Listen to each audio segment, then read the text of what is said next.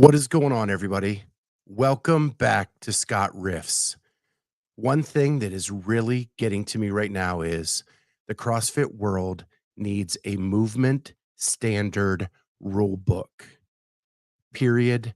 End of story. Let's riff. Welcome back to Scott Riffs.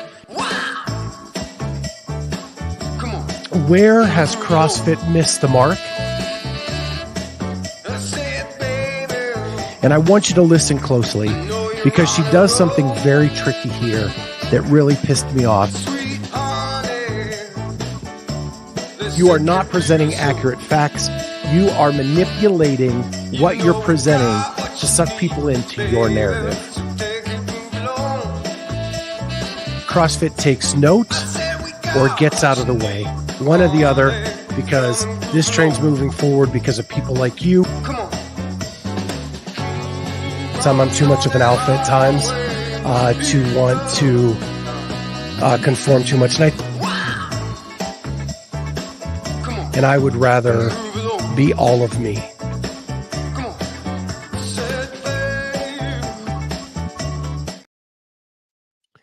What's going on, everybody? Welcome back to Scott Riffs. We got Kenneth, we got Lex, we got Jay Birch in the chat. Good to see you all tonight. What we're talking about tonight is the one single factor that I believe could change the face of CrossFit for the good, and that is a movement standard rule book. The other thing is we have a rule book that comes out every year under the darkness of night. It comes out. Nobody really knows what's in it or sees what's in it until it comes to the public's eye. Why can't we have a standard rule book that covers all seasons, and then a movement standard rule book to go with that says this is a thruster, this is a burpee. If you are a CrossFit licensed event, you must follow these standards for this season, and then develop a rules committee that reviews those rules in the off season and determines do there need to be changes or not. And then they make recommendations to the executive board of CrossFit, and then they can determine whether those rules are adopted or not. I think it is increasingly difficult to judge and spectate a sport that changes the movement standards on a whim. A burpee is a burpee is a burpee. Make that standard whatever it is. If it's a bar facing burpee, that it's a 2-foot takeoff, 2-foot land, or that it's not, that both feet must be in the air at the same time, whatever that standard may be. And where we're at now, because this doesn't exist, is we either get incomplete rule standards for movements, or we get like what Rogue has done, and we have a huge PDF for each event of the qualifier so that they don't miss a step. If we had a movement standard rule book that covered the entire CrossFit Games season, including all licensed events, then Rogue doesn't have to write a novel for each event. They just know that for the burpee part of this, or for the thruster part of this, or for the clean part of this, you go back to the rule book movement standard, and that is what it is. And then every year, again, we can review this by a rules committee that looks at those and determines whether they need to be changed in the off season. This would make life so much easier for CrossFit HQ, because they're not answering the questions every single year.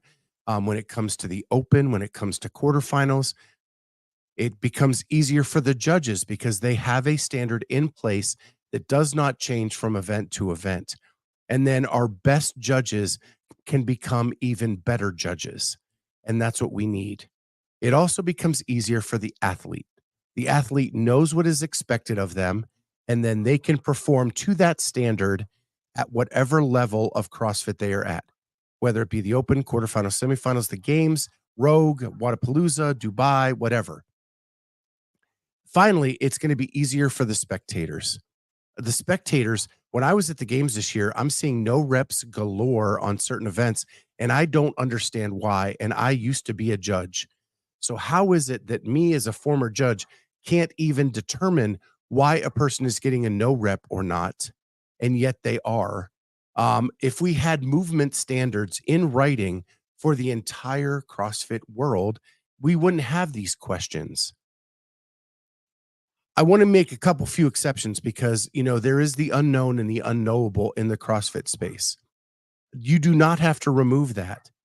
If you have like a sandbag over log event, you can do you can do that separately and write the standards for that event separately. It doesn't include movement standards that might be in the book. So when you do put those on, you can do that by writing your own uh, workout descriptions for those events. Every legit sport has a rules committee. Every legit sport has written rules and standards for the season. When that season is done, then they review those and on and on. I think it's very important that this happen. The rules committee should be coaches, athletes, your best judges that sit down and determine what should and should not be in those rule standards for the upcoming season. I think this would be game changing for the CrossFit world. Every single year, they are fighting, what is a thruster during the open? In quarterfinals, what standard was missed here? We have 18 penalties that change the leaderboard and determine who's going to semifinals or not. If all this is up front and in place well ahead of time, we don't run into these issues along the way.